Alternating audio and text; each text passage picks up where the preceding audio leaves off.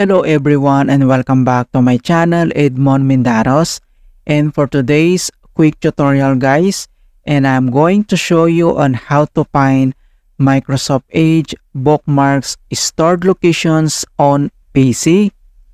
So many browsers contain the bookmarks features that collects useful sites for a quick access as one of the commonly used cross-platform web browser.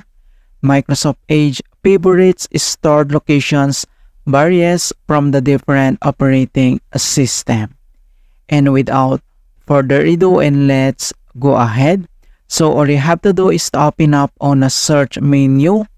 And dito sa search for apps, so kailangan mo lang i-type dito yung File Explorer. And then i-click mo lang dito yung Open.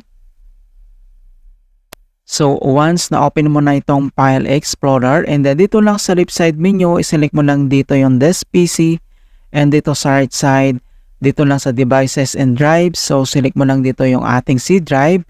So, dito kailangan mo lang mag-select and double-click. And next step, so select mo lang dito yung User. So, double-click ulit dito sa User. And dito sa User, select mo lang dito yung ating username. So, double-click ulit.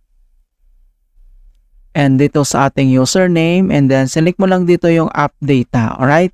So, kapag wala kang makitang app data dito, so ang gagawin mo lang ay dito lang sa gitna makikita mo dito yung tatlong dot. Ito yung see more. So, i-click mo lang yan. And then, select mo lang dito yung option. And then, pop up itong folder options. So, dito lang sa taas, kailangan mo lang select dito yung view.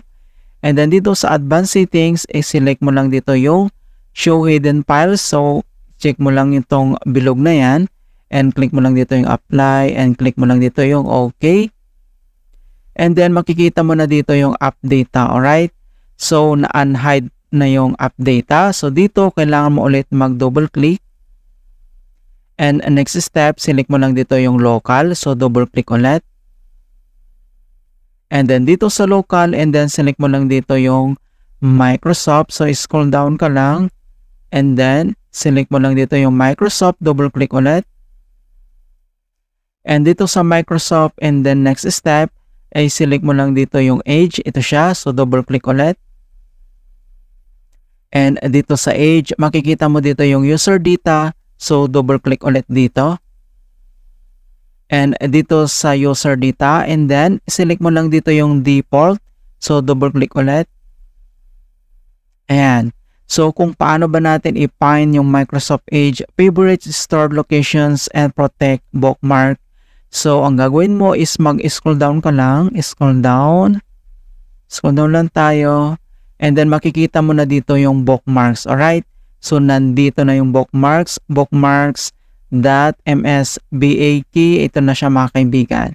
Ito na yung tinatawag ng Microsoft Edge favorite stored locations. Alright, so ganun lang po kasimple on how to find Microsoft Edge favorite stored locations and protect bookmarks. And please don't forget to like this video, subscribe to my channel for more quality content. Thank you guys, and see you in my next tutorial.